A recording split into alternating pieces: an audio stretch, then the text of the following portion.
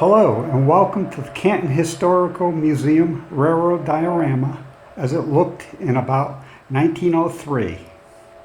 This 65-foot HO scale model railroad layout depicts a portion of the Farmington River Valley beginning at a point north of Satan's Kingdom, then running southward along the river to the extreme eastern part of Burlington. The diorama focuses on the village of Collinsville, with replicas of key buildings and topographical features, constructions according to the early maps and photographs in the museum collection. Featured are two railroads that served the town during the years when Collinsville, an industrial center. These railroads were called the Central New England and the New York, New Haven, and Hartford Railroads. The Collins Company is depicted in its heyday before the urbanization of Americas and decline in the usage of agricultural tools and the major floods of 1936, 1938, and especially the 1955 caused so much damage to the vast building complex and to the valley. The layout occupies the south end of the second floor of the museum, concealing the old Collins Company bowling alley once used by company employees. A simple push-button control has been provided to enable visitors to see a typical train of the era run through the diorama. This wonderful working model was built and is maintained by the Farmington Valley Railroad Society. This group of railroad enthusiasts and modelers was organized in 1979, when the concept of a diorama of Collinsville was conceived by a member of the museum staff. She approached the owner of a local hobby shop for the help in bringing her concept to life. A plan for a diorama was developed with the museum staff, and drawings were prepared by one of the experienced model railroaders. Construction started that same year by a group of about 50 volunteers, the charter members of the Farmington Valley Railroad Society. Not all of them had experience in building a model railroad.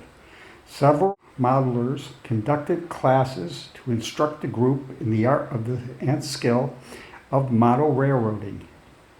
Over the years, some of the original materials, such as chicken wire, paper mache, soaked in plaster of Paris to form landforms, cardstock, and bits of wood and paper for model buildings and bridges. Hand-laid brass rail on individual wooden ties for tracks and switches were replaced with styrofoam, flex track, prefabricated track switches, nickel-silver rails also.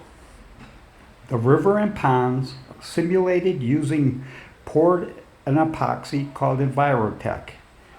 The railroad cars use state-of-the-art digital command and control technology that permits several trains to run on the system independently and simultaneously like prototypical railroads. To see this wonderful layout, visit the museum at 11 Front Street, Canton, Connecticut. Museum hours are Saturday and Sunday from 1 to 4.